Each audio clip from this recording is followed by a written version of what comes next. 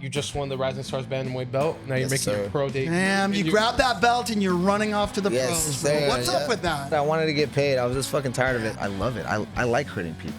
Like, it feels good to me. So it's like if you're gonna stand across the cage from me and try to take what I want, because what I want is to be the best in the fucking world. That's nothing else. You better fucking kill me, bro. Because I want what I want, and you're in my fucking way right now. I would kind of tell people like, hey, I'm training, like, oh, I gotta go, like, I gotta leave an hour earlier, or hour and a half earlier, and they're like, what are you doing? And I'm like, I gotta drive to Gardena to go train. They're like, what the fuck are you doing? Driving to Gardena to go fucking train? Are you crazy? Yeah, I am fucking crazy. Fuck you. Like, I want it. How bad do you want what you want? I envision just probably 5-0, getting on that top 10, you know, ESPN, or, you know, just getting the call and be like, hey, you know, it doesn't fucking matter whether it's a fucking contender series, whether it's a short notice fight like, hey, we got somebody, or whether it's just a fight they just want me on the card for. I do not give a fuck how I get there. The next fucking 5 to 6, 7 people that are lined up to fight me are going to die.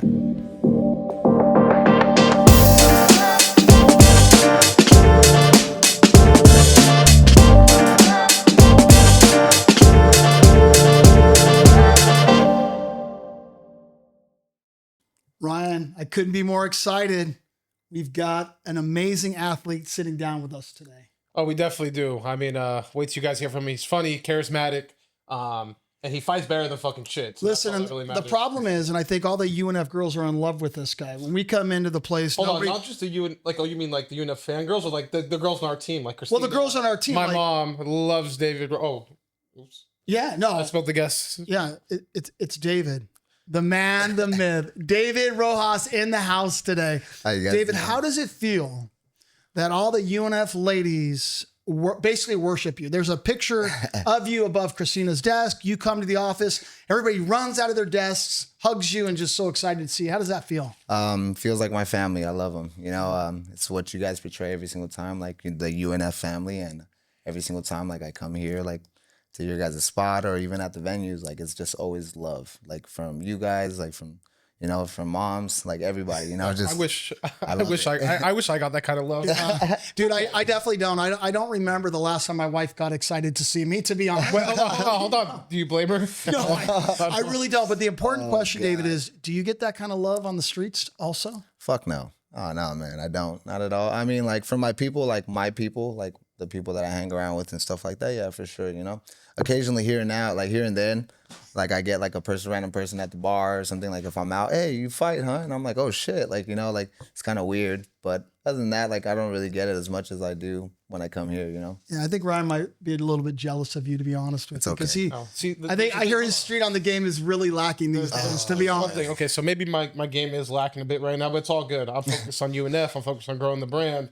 But there's one thing, you're never jealous of your friends and your boys, right? So if he's getting more action than me, I'm happy for him. I hope they look great, and that's that. Could it be I'm like jealous and unhappy that you guys almost hold on? You got the best. Because I'm old and David, my life is kind of over. I want you to comment on this too. You have the best woman in this world. I mean, you know, don't be looking for, you know, you're good. No, I'm not good. No, you're complaining, but you got it really good. You think so? Shout out to my mom. I love her so much. He's just reminiscent of his old days, you know. The old dog wants to bark a little bit sometimes, you know. That's true. The game is over for me. But we could have tequila one day, and you could just talk about all your old stories. Listen, definitely need to hear that. Definitely need to hear that. Listen, this is what I love about UNF. I get to live vicariously through you guys, through every athlete, through my sons. You know, so it's a really fun thing. I feel like I'm part of the game with you guys. I mean, look at you. You got the swag. You got the shoes on. You know, like not many people have your swag on. You know, like they got it. You know. But thank you, Soul Drip, for my Travis Scott. That's right. Soul Drip. Soul Drip. Soul Drip. Yeah, they need to hook me up with some pair of shoes too. So I don't know. Soul Drip. David needs his shoes for sure. Well, let's talk about that. The best way to get a pair of Soul Drip shoes is to, you know, participate in a UNF event and knock a motherfucker out. True. When are we going to see you back in that UNF game? Hey, man, coming up soon with you guys. We're going to make that pro debut. Finally ready to make that jump. And Ryan, I think you might have something in store for David. Is that kind of what's going on here today? Well, we actually do. So David is going to be making his pro debut on February 8th. And we do have a contract for him to sign right here, right now, exclusively with UNF to make his debut on February 8th in his hometown, Woodland Hills, at the Woodland Hills Marriott. You guys, if you guys have not seen David fight yet, you know he packs a fucking crowd. It's electric. Yes, he does. And you know, every time he fights, you know you're in for a show. So I think we're very excited for you to make your pro debut with us, but the fans should be even more excited. So I have a question for you. So what made you, I know why I wanted to sign David, but why did you want to sign David to a multi-fight contract? Well, I think the first time I even worked with David, I mean, was matchmaking through his coach at the time. But when I met David, you tell he just has all the makings to be a superstar, right? He has all that potential. Then his first fight with us, put someone's lights out in like, what, 13 seconds? I don't know. It was quick. And then the energy, the arena, he's just so charismatic. He's going on the mic where it's like, this guy, I feel like this guy has that piece of what Up Next is all about. Yeah. Right. Finding the new growing rising stars in the sport to eventually become the new stars of the sport. And I saw that when, David fought with us, and I couldn't be happier that he's, exclusively going to be with UNF for his first fight. Yeah, David. I mean, we talk about building the brand, right? I think you've got it kind of both places. You've got it in the cage. You're a dynamic striker, great athlete. And I think since you've been down at CMMA, your ground game has improved tremendously. Like, amazing. I think you're an overall complete rounded fighter now. I feel like I am too. Shout out to Chad George, Josh Barnett, Victor Henry, all my teammates at CMMA. Well, Chad was here at Compton Day, and he said something to me. He said, "Wait till motherfuckers find out." And I don't know if I want to spill it here, but Chad pretty much said, if you're worried about his striking, you got to be just as worried about his grappling now. No, I think that's scary for all the guys you got to fight now. I mean, that's crazy. Well, I think you have great accolades in striking and kickboxing. You've got a great record, and I think once you kind of went down to CMA and added that ground game to your arsenal, I mean, I just feel like I needed a different jump, I felt like I hit a threshold, and I wanted to break through it, So I got through my striking, and I understood, like where my striking was, but I wanted to solidify it in all aspects of it, not just it's pretty funny because like I was a confident fighter like during Muay Thai, but like with you guys, like when it came to like MMA, like it came a different level of confidence because of. And I can speak to that real quick. David has never said no to a fighter, has not even second guessed, stepped up on 2 weeks notice to fight. At the time, a guy that was like the boogeyman of the Rising Stars division, no one else wanted to fight. No one wanted to David fight. did on like a week's and a half's notice, no hesitation, and only 13 seconds of cage time. Exactly. And, I only had 13 seconds of cage time. That's when I knew. I think people have to be willing to take those risks and just have that mentality, right? Otherwise, you really won't make it too far in the sport. And just speaking about your confidence, I mean, you believe in yourself and you have the skills and you'll never turn down a challenge. I think that's so important for a fighter to have. You gotta fight hard fights. Yeah, but not everybody does. I mean, Ryan, through the challenges of matchmaking, all these guys want to fight cans. They want to pad their records. And that's why we kind of have coined this phrase, dare to be great. Guys that step up, short notice, fighting amazingly talented guys who aren't worried about their records. And that's how I look at you when you stepped up to fight Hamza. That was fucking amazing. 2 weeks notice, fought one of the best guys in the fucking state, and you didn't even hesitate, bro. I mean. And it was a fight of the night, by the way. Oh, God. Yeah. Dog fight, yeah. I still look at that fight here, and I learned a lot from it. So, even though it was an L, it was a lesson, and I learned a lot. From there, I fucking went on a five win. What I see with the Rising Stars right now, and the guys that are willing to buy in to taking the tough fights and all that, they really learn a lot more from their losses or very tough fights than finding the guys they can beat in 13 seconds, 20 seconds, one minute, right? And I think that's where you get the most experience. And I wanted to ask you, what made you believe or feel ready to go pro and make that pro jump? Man, just one, waiting too long for fucking fights. Like, fuck, man, nobody wanted to fight me no more. Yeah. They just saw, after, time and time, like I keep winning and I'm going to bring that dog fight. I'm that hard fight that you don't want to fight. So, I want to get paid for this shit now. Well, this is true. So let's start getting you paid. So I'm going to sign this. Cut the checks, Chris Buck. Sir. Cut the checks. Sign there. Yes, sir.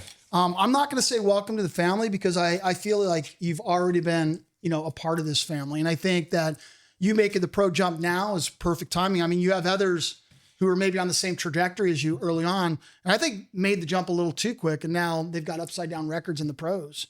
I mean, yeah, we won't, do you want to mention any names? Yeah, but I mean, I think at the end of the day, your timing and your dedication to training is, leading you down this path. I think, especially that you live out here in the Valley, right? Yes, sir. And then you make that drive all the way down to Gardena. How is that 405 fucking traffic? Ooh, I get the 405, the 5, the 110. I get all of them. So it doesn't really matter to me anymore, honestly. Like, at first, it was kind of like a mental little battle for myself, but it kind of just it's funny because I would kind of tell people like, hey, I'm training, like, oh, I gotta go, like, I gotta leave an hour earlier, hour and a half earlier. And they're like, what are you doing? And I'm like, I gotta drive to Gardena to go train. They're like, what the fuck are you doing? Driving to Gardena to go fucking train? Are you crazy? Yeah, I am fucking crazy. Fuck you. Like, I want it. How bad do you want what you want? Like, you're okay. You're comfortable with your little 10-minute commute. That's cool. I'll drive an hour to go get what I want, you know, and feel fulfilled for the rest of the day.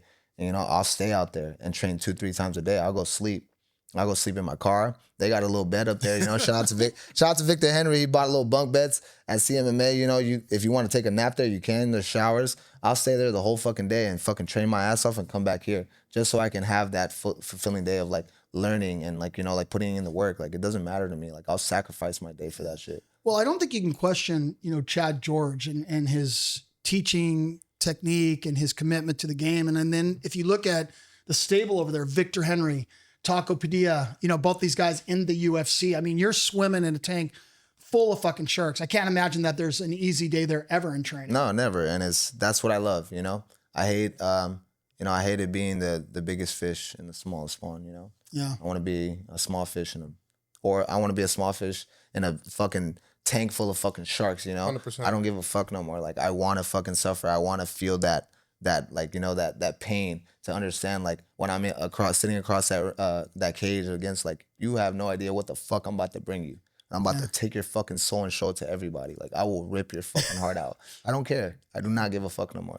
Like what's that saying? The more you sweat in here, the less you bleed out there. Right? Yeah. So if you put in the work in advance, you know, the results are going to show when you get in that fucking cage, because you're going to be in there. You've already seen all that shit. Oh, yeah, especially going with guys like, we're just all the guys at CMMA. And I think it's amazing that, you know, you're willing to sacrifice those extra 3 hours of driving to get. Because this motherfucker would never do it, bro. This guy would never get on the freeway, you know, and spend an hour just to go. I love how he's always shitting on me. I think at like 16 or 17, I was driving to Torrance almost every day at like 6 o'clock in the morning. This is true. We used to make that drive, bro. Oh, shit. Yeah, our office used to be down in Torrance. So Ryan, I think, how old are you? 18 years old? Yeah, so I'm 17, 18 years Yeah, old. when he used to work for the investigative company, he used to drive to Torrance every freaking day, and he freaking hated it. Oh, yeah, I did. If I left at like 7:15, I knew I had an hour and 45 minutes of traffic, so I tried to wake up earlier. But as a 17-year-old, it's a That 15-minute difference makes everything, man. It's the craziest thing. Yeah, LA traffic. Shout out to LA traffic. But bro, I think it's amazing. You know, you're making the sacrifices you have to do to get to the goal that you want to do. I don't think everyone's willing to do that, and I think it's very cool that you're in a Shark Tank, because you never want to be the smartest person in the room or the best person in the room, because you're never going to win that way. You know, I think you're never going to excel. So, credit to you. And I just think that just goes to show what kind of person you are, what kind of mentality you have. And that's why you just won the Rising Stars Bantamweight belt. Now you're making your pro debut. Damn, you grab that belt and you're running off to the Yes, pros, bro. sir. What's up with that? Hey, man. Honestly, like I said, I wanted to get paid. I was just fucking tired of it. I knew as soon as, you know, like whoever was going to, like, as soon as I won that belt, someone was going to try to fight me, and then it's just going to be prolonged after that. Did you watch the next Bantamweight? Yeah, I was not impressed at all. Like, No, I was not at all. just like the kid was, I don't know. I don't even fucking know. I know the champion, Brian, right? Yeah, he's good. Like, I fuck with the kid, you know, like he's decent. You know, I would have fought him too, but at the same time, the other kid was talking shit about me like I was ducking him when in reality, how is a kid 2-0 I'm gonna duck a kid that's 2-0? I don't give a fuck about that kid either way, you know?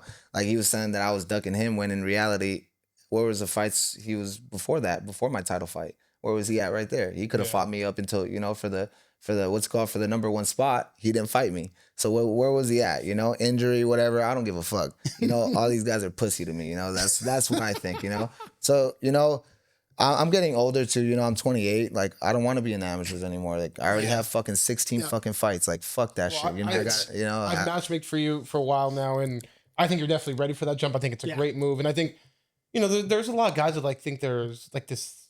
The timing matters or age matters, but right now, as 28 years old, you go on a nice little 4, 5, 6 win streak in the next 2 years, some finishes in there. You're knocking on the door for the big show. You know what I mean? Yeah, I'm gonna be knocking on that white man's door, like the bald white guy. Yeah, bald white guy. I'm about to be Dana, fucking stomping on his fucking door. I don't give a fuck. Like, Dana, mark your calendar. David's sir. Dana. Yes, sir. Mark your calendar, February 8th. You know. Yeah. That's when the start really happens, you know? Yeah. I think what's really cool, your teammate Taco Padilla, I mean, he really showed that local roadmap of how, I mean, other guys locally had made it to the UFC, but Taco very recently was our champ, little bit older. I think Chaco's in his 30s, right? I think he's 32 right now. 32. I think he's 29 or Is he something. 29, 28, 32? I don't know. Yeah, he's 29. Listen, yeah, but I mean, if you look at it, I mean, Taco just really showed everybody that, you know, this is the roadmap and you can accomplish it.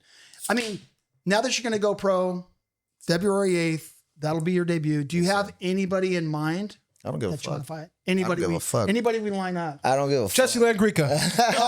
Hey, man, if that little bitch wants it, man, I can. Bro, you can have it. I want to It'd be ask. funny. We'll talk about it now. Yeah. I want to ask, how satisfying was it to drop him in the first round? Oh my God, man! The fact that he didn't go out, like I still don't understand that. Like, He is a tough kid. You can't take. no. Tough kid, yes. No skill whatsoever.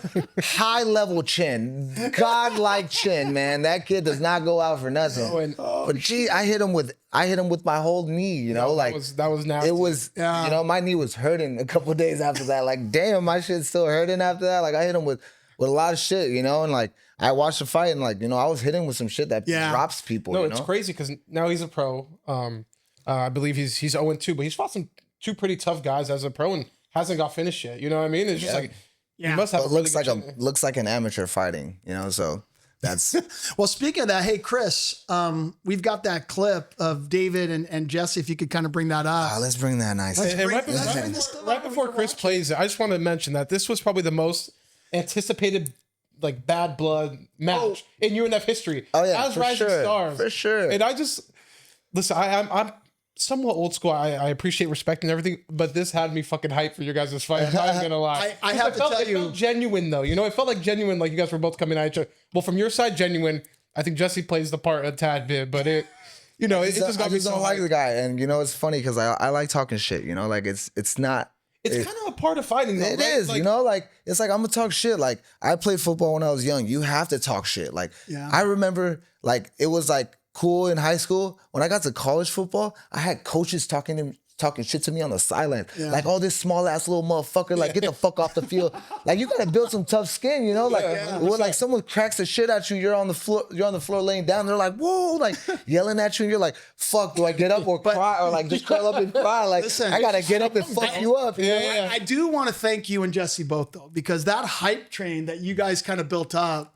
I mean, I think that video got the most views out of anything that we've done. That shit was fun. I ain't gonna lie, it was really fun to do because like, you know, like it was fun playing the part a little bit because I can see like the stabs I was giving him, and every single time he just feel all weird and just like Jesse usually, I have to be honest with you, I think he is a fucking high level troll. I really do. He's got that fucking internet game down, and I think you were probably the first person that I've seen him battle with that really got the best of him. Hey man, it'd be like that. It was really good battle between you know. You don't want to get. When I heard fucking Ryan genuinely laughing in the back when I was talking shit to him, like that was the best one. Bro, you guys like he would walk away and be like, "Fuck man, I can't handle this shit. Like this is too much." Like I'm like, man, hey man, you guys don't know how bad I can really get. You know, I can really get under someone's skin. I don't care. Like, I really don't. Let's do a quick little flashback, Chris. Let's take us back to that moment in time, UNF history. Oh, like, there we go. Garbage. And he doesn't even know it. I can kill you, Jesse. I swear to God. You really are gangster, bro. You really are. You're a tune-up. You're a tune-up fight. I'm gonna retire you. I'm gonna put him on the Look at me trying to hold you back, bro.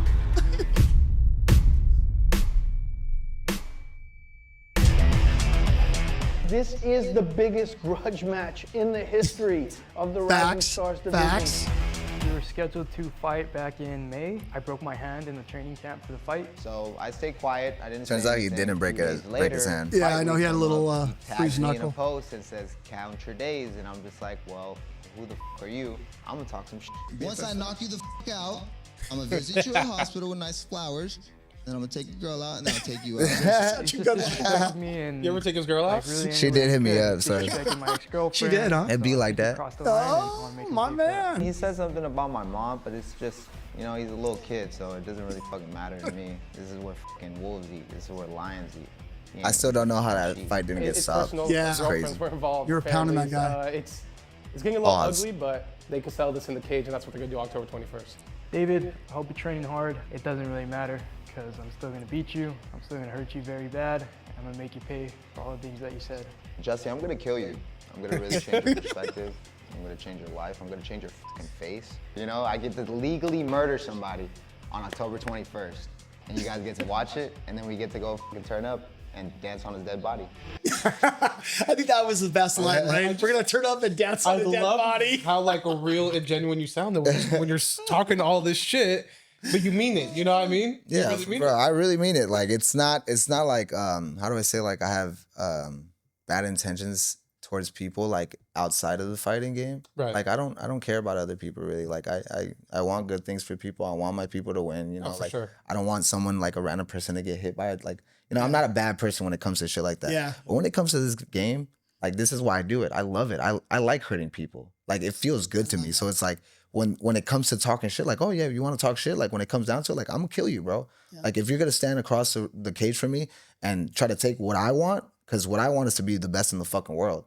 That's nothing else. Like I don't give a fuck about these. Right? Like it really it's you or him. me or you. Yeah. And it's like you better fucking kill me, bro, because I want what I want, and you're in my fucking way right now. So whether you either make the choice to fight me, or I'm just gonna rip your head off and show everybody what I can do. Yeah. Well, isn't that the difference? Like we were talking to Pargev, who's our 125-pound champ recently, and he says everybody could look good in the gym, everybody could train hard and look like a superstar, but it really boils down to the second you get in that fucking cage, that door gets locked, two dudes going head to head, and it really depends, you know, what savagery you have in your heart, right? Yeah, there's one thing that I've noticed in my fights, like even in Muay Thai, there's I always fucking smile. I always I don't even notice it. I have a friend that kind of tells me it. Like now I do, like kind of like I look for it, but he says I genuinely smile. Like I love to be in there. Like you do. I'm like, yeah. Like it's just like a feeling where it's like, yeah, bro, like we're just about to throw down and I don't care. Like I love it, you know? Yeah. And when I started noticing that, I started kind of like I kind of try to recollect that memory, or like when I'm in the cage, because it's kind of hard. Like you ask any fighter, like, can you remember all like, you know, like 9 minutes of the fight, 15 minutes, 25 minutes? They're gonna say no. You know, they're gonna say I remember 2 minutes at best. You know, you have to watch the fight to remember shit. You know.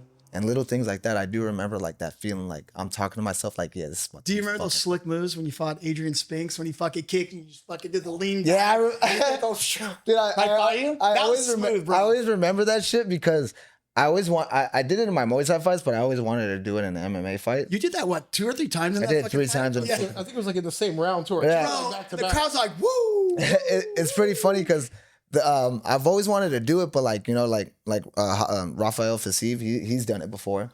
But I've always wanted to do it, but then I remember this vividly.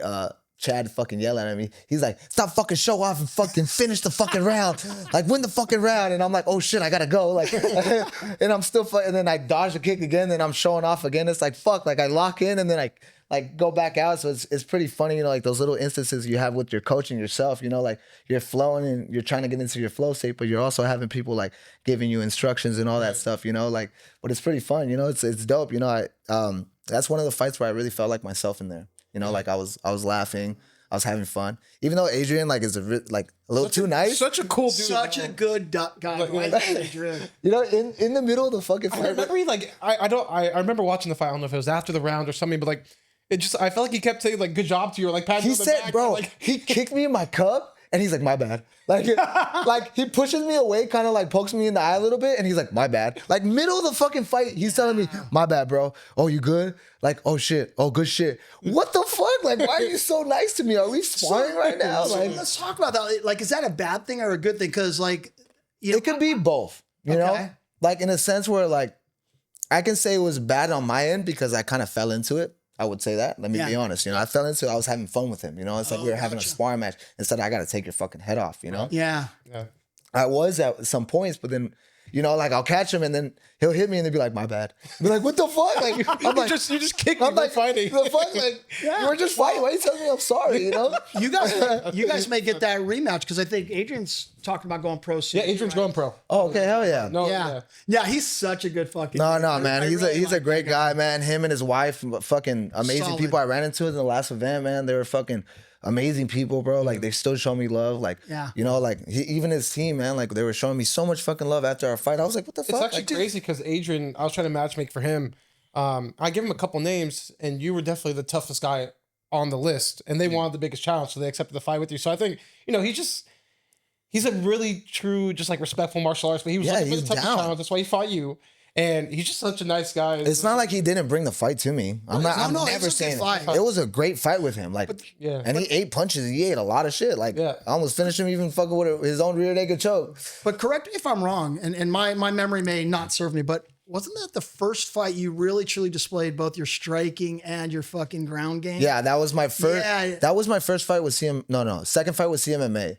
But the first fight I was with Chad against Jesse, but it was like I was there for like a few months. So kind of like his teachings didn't really flourish or come out. Yeah, no, you need enough time to really put everything together. I did see improvements. So even with that fight with Jesse, so would you rather a lead up to a fight would be like the fight with Spinks or a fight like Jesse? Because you said you fell into a trap. Not a trap, but you kind of fell into, hey, we're sparring. This guy's respectful. I'm being respectful. Yeah. And then Jesse, it's I want to take your fucking head off. I think now knowing the type of person you are, you learn from both of those, and no matter what, you gotta take someone's head off. But what would you prefer? The shit talking, the lead up, or just somebody very respectful, says sorry when they kick you in the leg? What do you prefer? Oh, sorry, my bad, bro. My bad. Huh? Like, nah, man. Honestly, it's fun doing a little talking shit, man. I like talking shit, bro. Like, it's fun. It brings the fucking views. You know, like I sold double the amount of tickets I usually do. I don't know if you guys know that. Like, I sold a bunch of fucking tickets. Like, people were buying pay-per-views. People were fucking hitting me up. Like, you know, sponsors were on my ass. Like, I was like, it's cool. You know, like, you understand when it's like a loud fight. Yeah. I'll take that. I can be loud. But you know, like those little kind of fights, I don't want no more. Like the Adrian Spink, like it's cool, you know.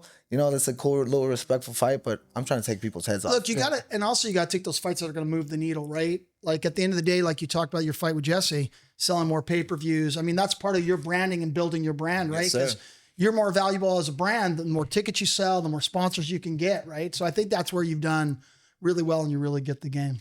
Yeah, man. Thanks to you guys, man. Like I said, from the first fight, piggybacking off what I said, like I wasn't really confident coming in like from the Muay Thai game, and like it wasn't really like big into like the social media and like not posting a lot of my shit. And then you guys were on my ass about that shit. Like, hey, we posted something. We were bothering your ass. I fucking hate social media, and I love it was cool though. Time, like right? The thing is like, even though you guys were on my ass, it wasn't like tedious, like poking at me, like, hey, if you want to. But then it was like a consistent if you want to, you know, like, hey, if you want to do this, hey, there's this option. I'm like, you know what? Fuck it. I don't have no fucking professional pictures. Let me go take some professional pictures. I don't have no fucking interviews. Let me go do this. And then as that comes, you know, like, bro, and a lot of people don't like social media. I know he doesn't. Once we started UNF, he's been on it and he understands how important it is. Because I fucking have to be, right? Because at the end of the day, these fighters need to know I support them. So I got to repost their stuff. I got to like all their stuff. I mean, but at the end of the day, you know, our head of social media, Jeremy McPeak, he also does stuff from the NBA, just a lot of big organizations. So we're very blessed to work with them.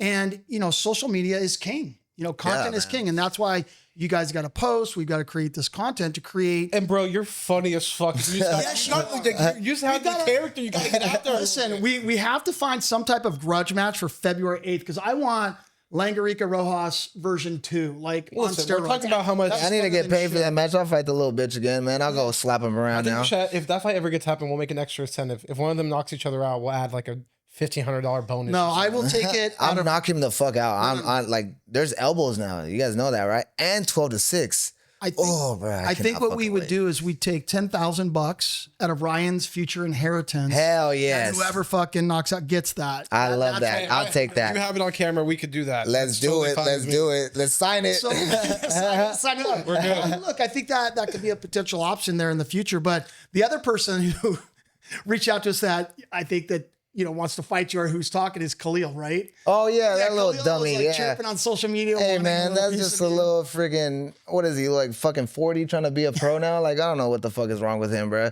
His fucking first fight looked like he was a drug addict, like recovering drug addict, and they put him to, you know, he fought with a rash guard, man. Like, it's just people trying to steal the clout, man. Yeah. They see how hard you work. They see what you got. You know, I understand it, man. I got what you want. I got, you know, I got the talent. I got the looks. I got what it takes. I got the fucking demeanor. I got the fucking hard work, the mentality. I can name all these fucking things, and you don't have that shit. You're fucking jealous of it. It's okay, bro. I'll slap him around. But he doesn't want to come down to 135. I'm a fucking professional now. You know, it doesn't fucking matter anymore. I don't give a fuck. If you don't want to fight, come down to 35. Come down to 35. I gave him the option at 140. I gave him the option just because I wanted to be fun.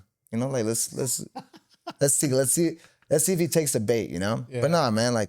He's a little bitch. Like, you think he's taking the bait, bro, or is that just not going to happen? I mean, I spoke briefly to Khalil about it. I had no idea there was any type of animosity or anything going on. I recently find out that Khalil's done training at Matador, and then you and him have some type of beef. I don't know exactly why. He's like, set it up with David. So I'm like, okay, I don't know where the fuck this came from. And then I talked to David a little briefly. David's like, you know, David. David's like, whatever. But he jump in line. Jump in line. It's line. all good, bro. Yeah. Like, I don't give a fuck. I really don't care about him. He's not really like, I don't even bat my eye at him. You know, it's not even a worry, you know? If he wants to fucking fight me, come down at 135.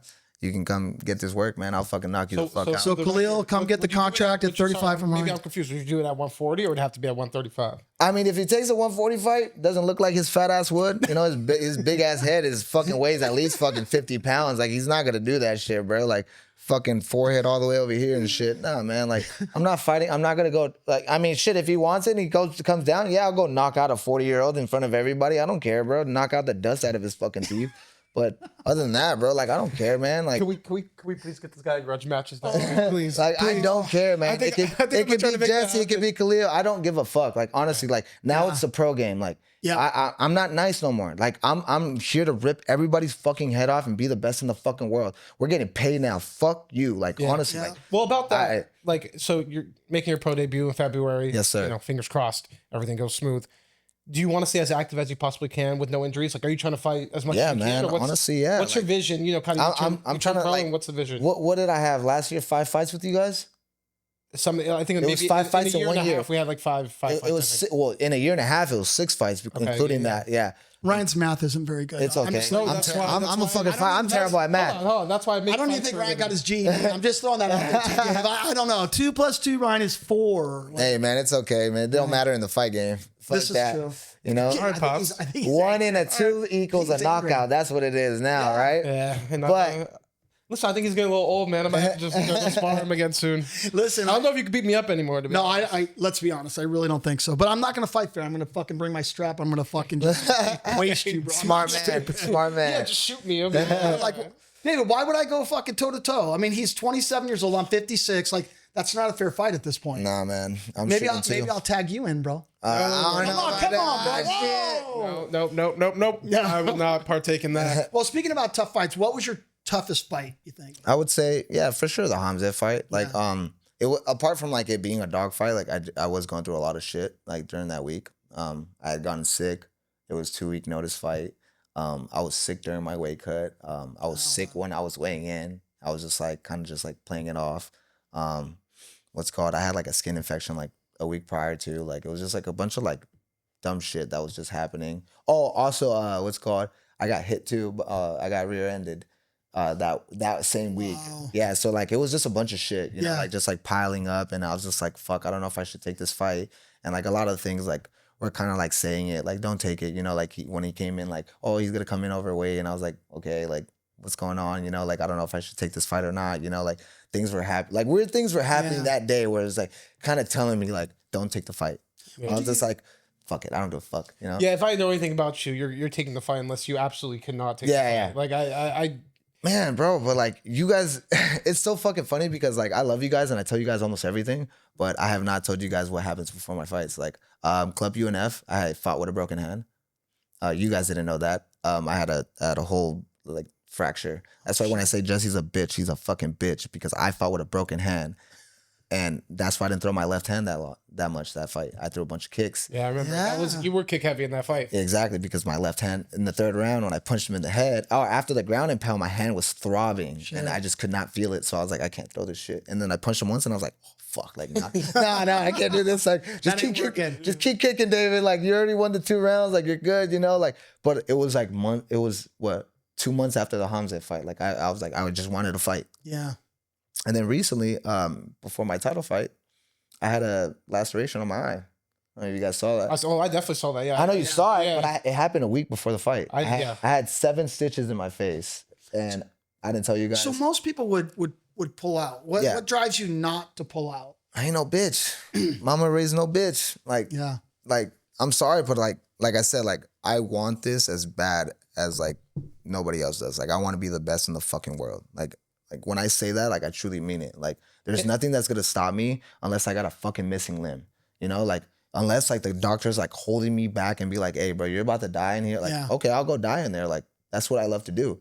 You know, whether if it's a fucking amateur fight, whether it's a pro fight, I don't care. Like I love to do this shit. That's one thing I love about you too. And I think, you know, MMA, it's a fucking hard sport, man. Like there's all these different aspects and variables. But what I love about you is like, don't pull out of a fight unless you, like, there's guys pulling out of a fight with like a cold 3 weeks before. Like, I'm not here to talk shit or anything, but like, you guys, if you want this to be your living, right? And the UFC calls on 2 weeks and you got, you know, a little bruised knee, but you could fight, but you choose, oh, it's not the right time or it's not this. I don't encourage people to fight with bad injuries. I'm not saying that whatsoever, but the fact that you got the mental toughness to experience it as an amateur, like, oh, I could, you know, I could fight through these things. Like when opportunities present themselves, you've been there, you've done that, and you'll be kind of ready for it, if that makes sense. Because I do work with guys like, oh, like my nose has been running and like, I think I might have COVID. I haven't got tested yet, but like, I think I need to pull out of the fight. I'm like, that's just maybe nerves, choose bro. another profession. That's not me talking shit, but like, that's the truth of this game. You got to be able to do it. People start like making excuses because they're scared. That's fine, bro. Like I'm not gonna sit here and say like I'm not scared. Like I get scared. I think every person's scared, right? Everyone's fucking scared, no matter at what fucking level. I've heard people like at the highest level even say like you feel the same fucking way, whether it's your first fight or your fucking 50th fight. Whether you're going into a fucking small venue like you know, we can fight a fucking garage parking lot or in, you know, like fucking Madison Square Garden. It doesn't matter. You're still gonna feel the same fucking shit. It's about who fucking tames that feeling. Who understands that feeling and be like, okay, I feel this way. I'm gonna still go up in there and fight in the fire. Like that's what it truly makes a fighter, or truly like, in my opinion, like makes it like to be the best in the world, or like, you know, a dog, you know, like a man, you know, like that's what it is. Like how do you tame those feelings? Like, is there something you do, like, I guess as you're walking, doing your walkout or anything? Do you pray? Like, is there anything that helps you kind of, or you're scared, you got those nerves, but then you like, there's that point where you're like, it's go time. Like I you know, I got this, or, you know, what is it for you? There's a couple of things that I do. Like sometimes I do yell, like I'll like take a deep breath and I'll just fucking just yell. Let it out. Like just right? let it out and just like, fuck, like I gotta let something out, you know? Yeah. There's times where like it's like a weird phase I have. Like I start dancing like in the locker room. As soon as I get like, I start yelling and shit and start fucking jumping around and start getting hype. And then I get into like this weird meditative like feeling where I just like stop everything I'm doing and I'll just sit in one spot and kind of just like gather my thoughts, gather my game plan, gather what I want to do, my goal, right? And like I'll just tell myself like, why are you here? Like, well, what did you put yourself in this situation for? You know? Sometimes I'm like, fuck. What the fuck am I doing? Yeah, like you know, like the first initial thoughts, you're like, fuck, man, like I'm here again, like fuck, man, I'm about to get why? Like why? And everyone's looking at you like you're about to do great. Are you ready? Yeah, are you ready? And I'm like, oh fuck, I don't know if I am yet, you know, like, but no. Then sometimes I'm like, and then like it'll switch, like I'll feel like nah. And it switches when you do your walkout. Yeah. Because man, when you come out, I remember the first time you fought with us, your fucking walkout, your Ecuadorian flag, Yes, correct, sir. right? You're walking out, you're fucking grooving the music. You really seem like you're in another fucking place. That like shit was dope as fuck. In a fucking zone. So dope, man. I remember because my homie got my roommate actually, shout out to Jeremiah. What's up, Jeremiah? He got from the walkout, he was on the side, on like the right or left side, and he got like a good angle of me like on from that perspective. And it was funny because I remember the song didn't play for like the first 3 seconds, so I was like, what the fuck? I was like, all right, fuck it, I'm just gonna walk. That's called UNF production. What can I say? We've gotten better though. And no, you know, it hasn't happened anymore. You know, I was just like, all right, fuck it. You know, like in when I was fighting in Muay Thai, like for those promotions, like they just play like any type of fucking song. Like one time I fucking walked out to like some random. You don't even choose your songs. You don't choose your songs. No, you just fucking walk out to like some generic ass fucking Bro, like. getting beat. the music and getting it right for athletes is a whole fucking. That's fucking dope. Like that was my first time doing it. Like so like I would just get some fucking generic ass Lil Jon song or some shit like that. You know, like you know, like. But other than that, you know, like it was cool, you know? Like, I was like, oh, fuck it, I'm already used to it. I don't give a fuck about the music, really. So I just walked out when the music started playing. I was like, oh, fuck, the music's playing. So I just like, it, you know, something came into me. I don't know what it was, but it was just, you know, I feel like that was a genuine David, you know? Like, the like who I truly am, you know? Like, who I truly work for every day, like, in and out of the gym. So I feel like that came out, and I feel like everybody else, like, became a part of that energy, you know, and I love that, you know? Oh, for sure. I mean, you won over the UNF girls for sure. I think like something about you, David. Like, I mean, your first fight, right? That was your first fight with UNF. Yes, sir. And ever since that fight, it was like always talking about big fights or title fights. You want to know with 13 seconds in MMA. You know what I mean? Like, there's just like, you got the energy about you. There's something about you. I think, now that's why you're here, about to make your pro debut, and it's about to go fucking great. So you're about to make your debut. Are you kind of like this? Do you have a vision? Like, are you planning? Like, do you foresee yourself going, 4-0, 5-0, getting that contender series call? What do you sort of envision? Do you have that plan? I just envision just fight by fight. I envision just ESPN top 10. Yeah, murdering a bunch of people. Sorry, like probably 5-0, maybe. Who gives a fuck? I don't care. Like murdering a bunch of people and getting on that top 10. ESPN or just getting the call and be like, hey. It doesn't fucking matter whether it's a fucking contender series, whether it's a short notice fight like, hey, we got somebody, or whether it's just a fight they just want me on the card for. I do not give a fuck how I get there. Yeah. But the next fucking 5 to 6, 7 people that are lined up to fight me are going to die. Well, they're all in your way, right? They're all fucking in your way to accomplish your dreams. And yeah, like how do I say, like, I have a goal, right? Like I keep saying it, I want to be the best in the world. It doesn't matter how I fucking get there right now. Doesn't matter. They can call me up for contender series right now. I don't care. Oh, I'm sure you. I don't care. Like, they can call me after a fight. They can call me too. Like, it doesn't matter. It doesn't matter to me because, I want to be a champion. I want to be the best in the world, Like, I just want to take out everybody and, sorry guys, but I'm fucking coming, David's coming for heads. Yeah, I'm coming like, for you never know when that call may come, right? Like, we got Anthony Romero, who's probably like one fight away from getting that call. You look at one of Colin Oyamba's guys just got the call up to the UFC and fought this week and had a great. He lost. Had a great. The guy that fought David Onama, right? Yeah, I saw that fight. Well, that guy was supposed to fight on one of our cards. We were trying to match him against somebody potentially. Yeah, and then he gets a call up to the UFC. But the way that guy, and I apologize, I don't remember his name, but the way that guy fought. You know what I mean? He wanted that shit. He was taking advantage of that opportunity. It was very fucking clear. Man. I think he won that first round for sure. Yeah, no, that was a good first round. They both dropped each other in the first round? Was that in the first round? Or no, he dropped Onama. Yeah. And Onama dropped him at one point. Yeah. In first round? Yeah. That's memory's not that fucking. And that's where you could. But yeah, they were slanging and banging, man. Bro, but I was so impressed. Imagine that getting that call. He got the call that week. Went on a Tuesday, got his medicals. On a Wednesday, was on a flight to New York, I think. Something like that. Hell yeah, man. Like, I did the same, bro. You got to do what you got to do, right? Guess what? Like, it's like, stay ready, Yeah. So, like, he was already ready. He was probably not even that far away from his weight. He's been training. He's been ready for a fight. Homie got the call. All right, bro. I just got to cut whatever pounds he needs to cut, but he's already in shape. I remember I was speaking to Chad George about that. And he's like, man, he hates...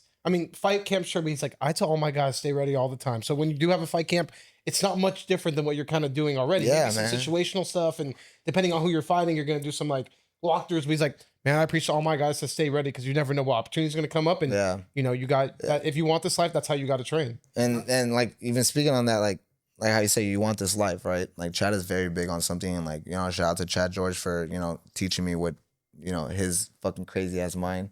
What he knows, and he's a different dude, bro. He's a different breed, man. He's a different breed, and definitely like what he taught me, like in this past year being at CMMA, is creating a lifestyle, making this your lifestyle. Before I don't feel like I really kind of understood that. I would say like fighting is my life, but I never really made it my lifestyle. Yeah, like the way he described it, like everything revolves around that instead of I'm making everything accommodate to it. Like no, everything stops for fighting. Right. Nothing else. That's what it is for me. So speaking about descriptions, Taco Padilla, one word. Great. Yeah. The first time I fucking sparred with Taco, that shit was nuts, man. Yeah. Fuck, bro. He fuck you up a little bit? Striking was great, man. Like, it was good up until he got me on the ground. I was like, fuck. Did he elbow you? No, the first time ever I experienced an elbow to the stomach. Ooh. And he 12-6 elbowed me. Right, he went right to the fucking... I was like, what am I feeling? Is this death? Is this death? And he just and it wasn't even that hard though. It was just like he was just jamming his elbow into my. It just feels like their elbows are sharp. The elbow he caught that dude with in his last UFC fight was like Jesus Christ, fucking golf ball in his eye, right? Oh my god, dude, that's just Taco. And Taco fought with us at UNF 1. I've actually seen a lot of progression in Taco since starting with us into getting that call to the UFC. His fight with Gulo, probably one of the biggest fights in UNF history. Decent lead up, all that stuff, and Taco was just locked in, like didn't make any mistakes.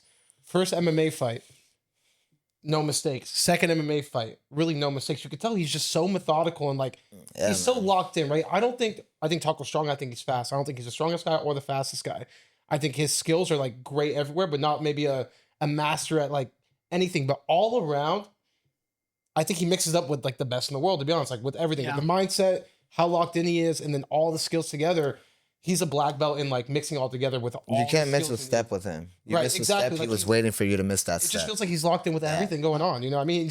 It looks like he's placing traps the whole fight too, right? Like you can see it. It's kind of crazy. I'm actually scarred from the Gulo Taco fight. Why? Because I was sitting there, I'm working the cage store that night.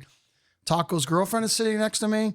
Gulo's wife and kids are sitting right next to her. Oh shit. Bro, seeing Gulo's wife just freak out over that thing, I'm just scarred for life. And then seeing like Taco's girlfriend cheering for him, seeing the wife sitting right next to her cheering for him. Well, that's kind of tough on our end, right? Because like, I mean, we do make relationships with, the fighters' families and everything. And the sad thing is, but I think why we all love the sports, like someone prevails and someone has to lose, right? You know what I mean? And it sucks to see, and we get to see like the back end, the emotional stuff, and it's tough to see sometimes.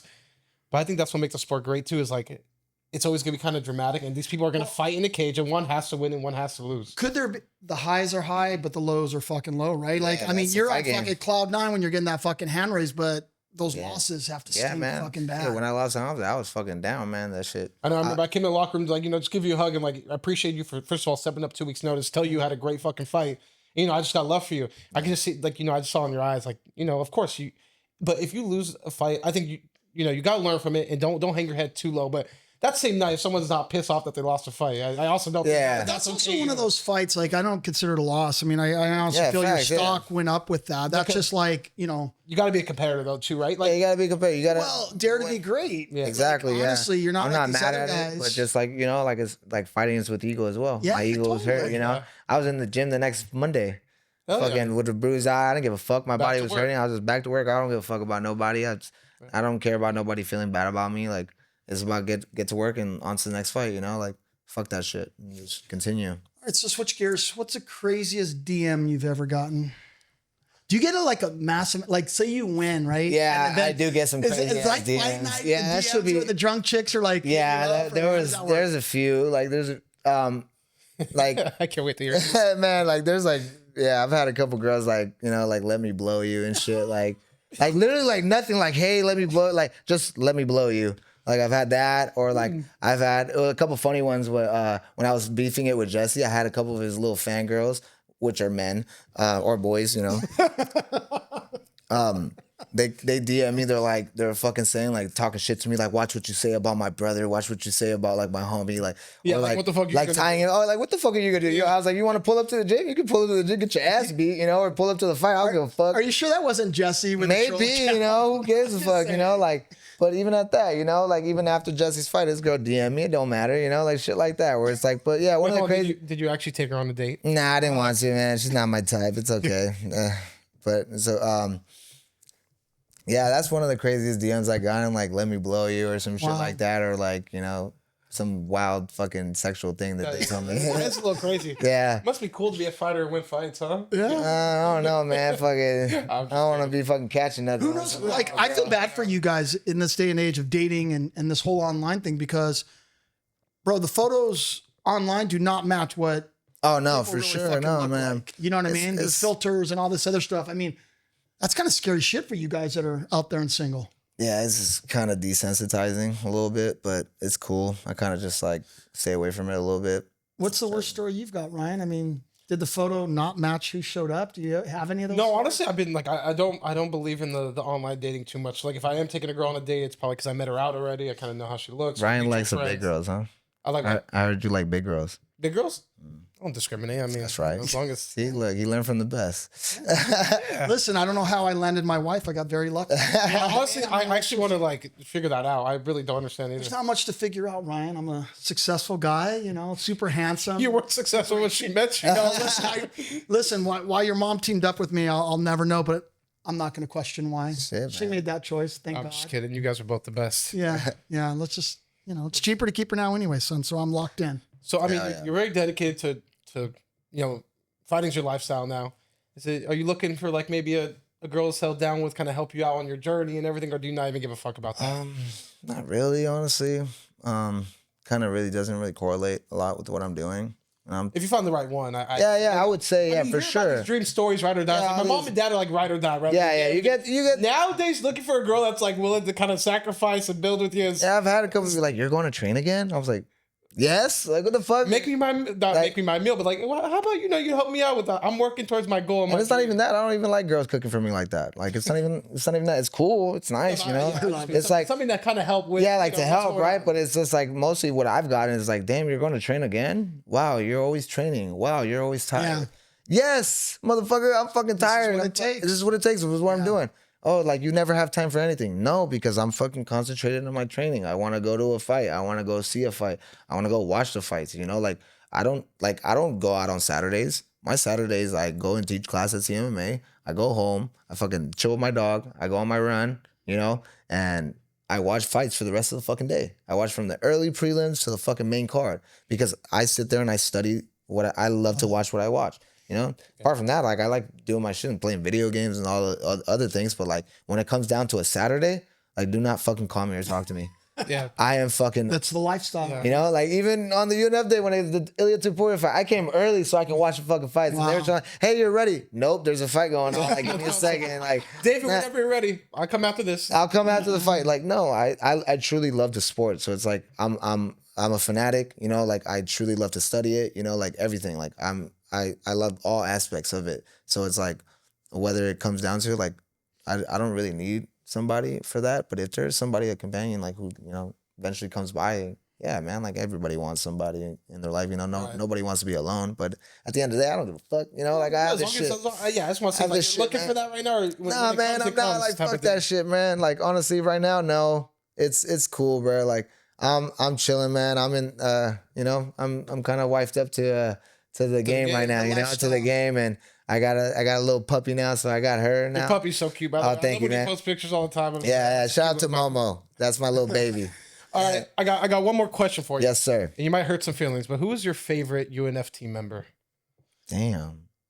And you have to choose, bro. Come on. I just want to be in the top three. You don't have to choose me. Top three. That's a good one. Top three. So you're gonna let him like do a ranking? Is that what we're saying? Well, let's sure if he wants, or he can just choose his favorite one. I was just curious who he likes the most. I think, bro, I got love for you. I know my dad has love for you. I know my mom. I think who might have the most love for you though is Christina. Honestly. Yeah, Christina gotta be. Here's your voice, man. She's like, it was David here. Where's David? I love him so much. Can I go in the cage with him? Can I go in the cage with him? You know, he's winning. Can I go in the cage? Well, all the UNF team loves you, but I think Christina may Yeah, Christina for sure, number one. Yeah, I gotta say. The only reason why is I would say fuck, man, it's kind of a little deep. She reminds me of my grandma. You know, like my grandma passed away when I was 18 due to cancer, and she gives me like that unconditional, like genuine love. Like I've like from the day one, like it was weird. Like she hit me hard. Like she came up and she's like, "Hi, sweetie." Like she was just like always talking to me, always nice to me, and I just talked to her, had a conversation with her, and then like after my fight, she was just like, it was like the hug she gave me, like I was just like, what the fuck? Like, so like, real, right? Yeah, it's so real. It's just genuine, you know? And like the conversation I had with her, like after like, you know, after my first fight, and like after like a media day or two, like she just sat there and talked to me, you know, like she knew me all her life. And it just hit me different, you know? Like it hit me like, damn, like it reminds me of my grandma, because like my grandma would be there when I was a kid. She loved going to Walmart, right?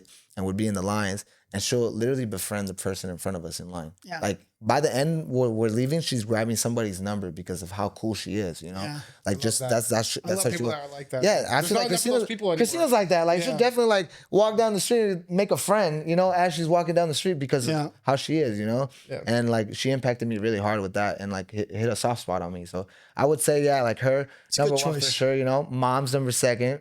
And then you two tie for three. No, you gotta choose one. Nah. Choose one. Sorry. He doesn't want to hurt your feelings, Dad. That's all right. Well, I think we've had a good time. Chris Coulter. What else? Chris, our manager. Chris is like giving us shutting us down. No, it's all good, baby. What else you want to get out there? Anything else you want? Any messages to the fans out there? Your sponsors? Anybody? Yes, sir. Yeah, I want to give a shout out to all my sponsors, especially Gentleman's Fight Club right here. Repping their stuff. They're very. Dennis is very huge in my life. He's a big mentor. Huge guy. Inspired me to do a lot of things, and you know his words mean a lot. Shout out to all my other sponsors, CLC Tires, Precise Auto Body Shop, High Tolerance, Majadas de mi Tierra. It's my mom's, catering business. If you guys want some bomb-ass Ecuadorian food, hit her up.